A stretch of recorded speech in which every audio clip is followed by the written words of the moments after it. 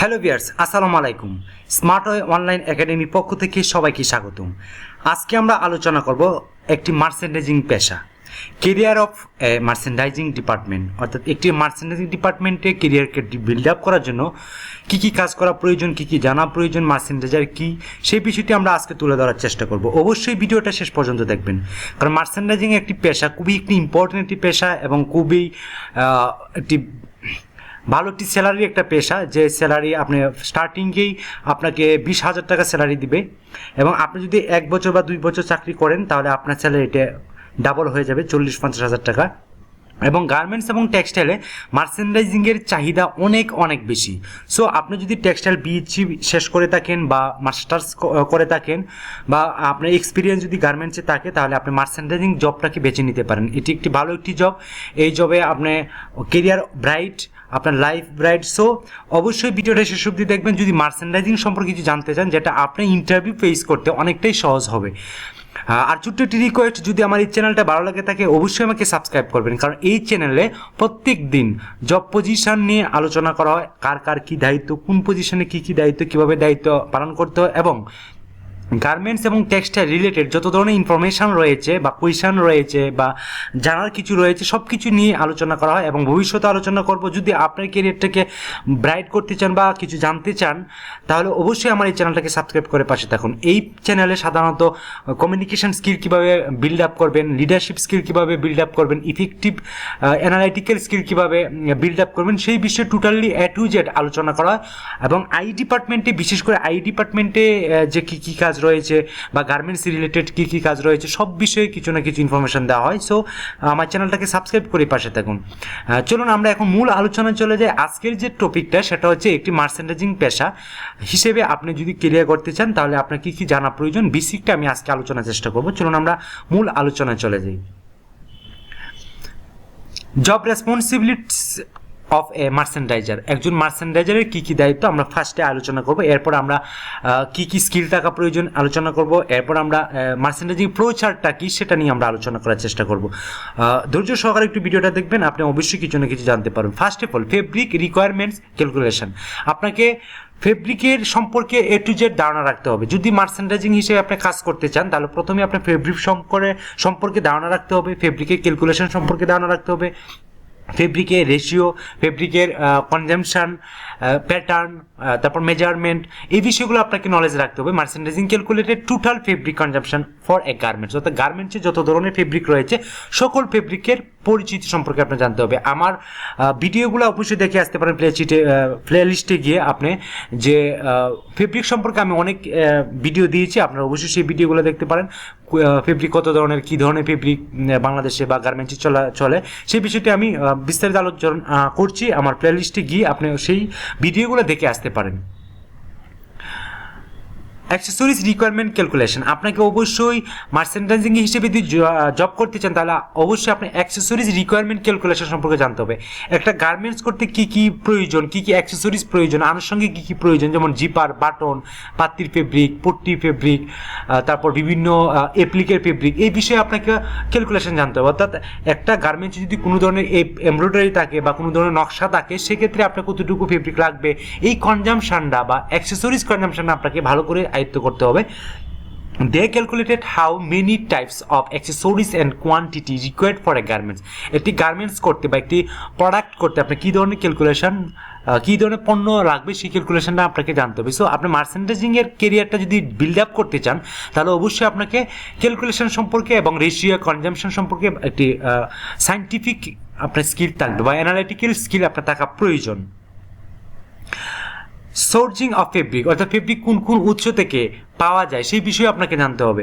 The collected by required fabric from different countries and fabric manufacture. অর্থাৎ আপনাকে silk fabric রয়েছে, cotton fabric রয়েছে, ল্যাকড়া ফেব্রিক রয়েছে, এই ফেব্রিকের যে কোন কোন জায়গা থেকে পাওয়া যায়, বা বাংলাদেশে হোক বা ইন্টারন্যাশনাল পর্যায়ে হোক, আপনি যদি বাইং হাউজে কাজ করেন বা মার্চেন্ডাইজিং হিসেবে কাজ করেন, তাহলে আপনি ফেব্রিক সোর্সিংটা আপনাকে জানতে হবে এবং তাদের সাথে কমিউনিকেশন করতে হবে, সেই বিষয়ে আপনাকে এক্সপার্ট হতে হবে। সো আপনাকে মার্কেটিং ডিপার্টমেন্টটা নিয়েও কাজ করতে হবে যদি আপনি মার্চেন্ডাইজিং হিসেবে কেরিয়ার করতে চান।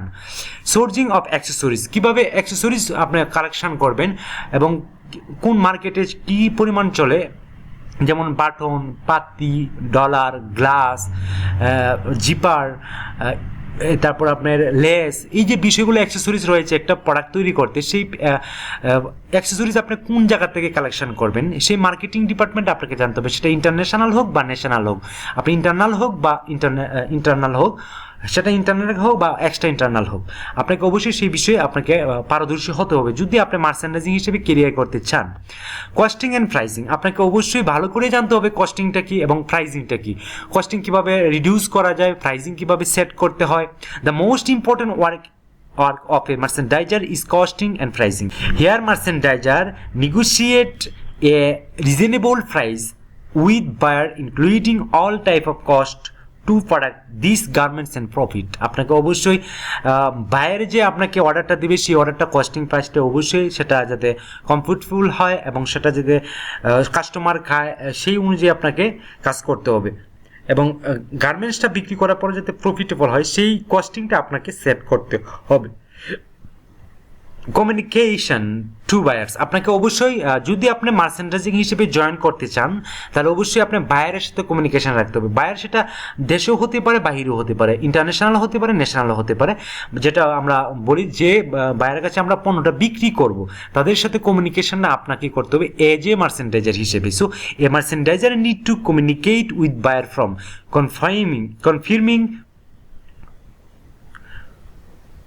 Confirming the order to final shipment, অর্থাৎ আপনাকে বাইরের সাথে কমিউনিকেশনটা করে একটি ওয়ার্ডার বা একটি স্টাইল আপনাকে কনফার্ম করতে হবে। সো আপনাকে যদি মার্চেন্ডাইজ হিসেবে কেরিয়ার বিল্ড আপ করতে হয় তাহলে বাইরের সাথে এবং কমিউনিকেশন ভালোভাবে করতে হবে, ইংলিশটা ভালো করে জানতে হবে। আমরা এখন আলোচনা করব skillset required for a successful merchandiser. একজন মার্চেন্ডাইজারের কি কি স্কিল থাকা প্রয়োজন এবং কি কি বিষয় জানা প্রয়োজন সেই বিষয়টি খুবই ইম্পর্টেন্ট, মনোযোগ সহকারে দেখবেন এবং শুনবেন এবং সেখান থেকেই আপনি স্টাডি করতে হবে। যদি আপনি মার্চেন্ডাইজিং হিসেবে যদি জব করতে চান বা স্বপ্নের কাঙ্ক্ষিত একটা ভালো চাকরি পেতে চান বাইং হাউজে, তাহলে আপনাকে অবশ্যই গুড কমান্ড ইন ইংলিশ, আপনাকে অবশ্যই ইংলিশটা ভালো করে জানতে হবে। মার্চেন্ডাইজিংয়ের কাজই হচ্ছে ইংলিশ, যেহেতু ইন্টারন্যাশনাল বাইরের সাথে কাজ করতে হয় সেক্ষেত্রে আপনাকে অবশ্যই ইংলিশটা ভালো করে জানতে হবে। Good knowledge in fibre, yarn, fabrics, dyeing, printing, তারপর কালার ফাস্টনেস, আপনাকে অবশ্যই ডাইং ডিপার্টমেন্ট সম্পর্কে জানতে হবে, ফেব্রিক সম্পর্কে জানতে হবে, ইয়ার্ন সম্পর্কে জানতে হবে, প্রিন্টিং, এমব্রয়ডারি, কালার ফাস্টনেস, এই বিষয়ে আপনাকে টোটালি জানতে হবে।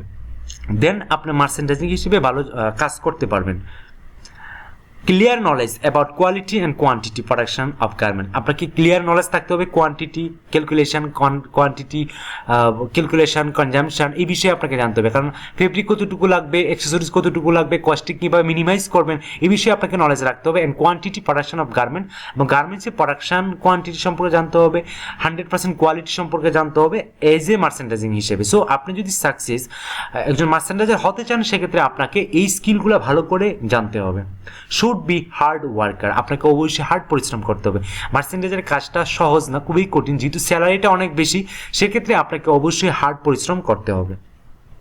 Should be responsible for this job, আপনাকে অবশ্যই যে জবটা আপনাকে করছেন সেটাকে অবশ্যই দায়িত্ব সহকারে কাজটা করতে হবে এবং আপনাকে অবশ্যই দায়িত্বশীল হতে হবে। Must have knowledge in computer literacy, specially in email, Microsoft Office, PowerPoint, Excel, এই বিষয়গুলো আপনাকে জানতে হবে। কম্পিউটার, ইন্টারনেট ব্রাউজিং, যেহেতু আপনি কমিউনিকেশনটা বাইরের দেশের সাথে করবেন বা বাইরের সাথে করবেন, সেটা ইন্টারন্যাশনাল হোক আর ন্যাশনাল হোক, সো আপনাকে অবশ্যই কম্পিউটার নলেজটা ভালো করে আয়ত্ত করতে হবে। আশা করি বুঝতে পারছেন যে একজন সাকসেসফুল মার্চেন্ডাইজারের কী কী দক্ষতা থাকা প্রয়োজন। Should have ability to improve public relation, আপনাকে অবশ্যই ইমপ্রুভ করতে হবে কমিউনিকেশন স্কিল, এবং পাবলিকের সাথে কমিউনিকেশন স্কিলটা আপনাকে ইমপ্রুভ করতে হবে। সে আপনাকে পাবলিকের সাথে মিশা বা কথা বলা সেটার দক্ষতা আপনাকে অর্জন করতে হবে এজ এ সাকসেসফুল মার্চেন্ডাইজার হিসাবে। Should have well behave personality, আপনাকে একজন ব্যক্তিত্ব সম্পন্ন মার্চেন্ডাইজার হতে হবে, ব্যক্তিত্ব সম্পন্ন একজন লিডার হতে হবে। যদি আপনি সাকসেসফুল মার্চেন্ডাইজার হতে চান তাহলে আপনাকে এই গুণাবলী আপনাকে রাখতে হবে। Should have well knowledge on calculation, আপনাকে সবচেয়ে বেশি যে নলেজটা সাইন্টিফিক বা অ্যানালাইটিক্যাল স্কিলটা আপনাকে বেশি রাখতে হবে, অর্থাৎ নলেজটা ক্যালকুলেশন নলেজটা আপনাকে ভালো করে রাখতে হবে। রেশিও, কনজামশন, মেজারমেন্ট, এই বিষয়গুলো ক্যালকুলেশন, কস্টিং বিষয়, ক্যালকুলেশন, অ্যানালাইটিক্যাল স্কিল, এটা আপনাকে ভালো করে আয়ত্ত করতে হবে এজ এ সাকসেসফুল মার্চেন্ডাইজার হিসেবে। এখন আমরা আলোচনা করব flow chart or sequence of merchandising এর যে ফ্লো চার্ট রয়েছে সে কিভাবে কাজ করবে, তার ধারাবাহিকতাটা কি, সেই বিষয়টা আমরা এখন তুলে ধরার চেষ্টা করব। ভিডিওটা আশা করি ইম্পর্টেন্ট এবং কিছু জানতে পারছেন। রিসিভ অর্ডার ফ্রম বায়ার, আপনাকে অবশ্যই বায়ারের কাছ থেকে একটা অর্ডার রিসিভ করতে হবে। First of all sketch or picture, measurement chart, material details, আপনাকে এই যে অর্ডার একটা রিসিভ করবেন সেই অর্ডার শিটের মধ্যে আপনাকে একটি সেলস অর্ডার বা পারচেজ অর্ডার আপনাকে একটা শিট দিবে বা ডিজাইন প্যাক একটা শিট দিবে। সেই শিটের মাধ্যমে থাকবে স্কেচ, থাকবে পিকচার বা আপনি কোন ধরনের গার্মেন্টসটা চাচ্ছেন, মেজারমেন্ট থাকবে, মেজারমেন্ট চার্ট থাকবে, ফ্লো চার্ট থাকবে, মেটেরিয়াল ডিটেল থাকবে, সেটা আপনাকে কালেক্ট করতে হবে। ফার্স্ট অফ অল বাইরের কাছ থেকে একটি অর্ডার রিসিভ করবেন। অর্ডার বলতে আপনি একটা কাজ রিসিভ করবেন, সেটা হতে পারে 1 লাখ কোয়ান্টিটি। সো সেই কোয়ান্টিটি আপনি কী ধরনের স্টাইল দেওয়া হবে, সেই স্টাইলের বিবরণ সব কিছুই আপনাকে সেখান থেকে খুঁজে বের করতে হবে।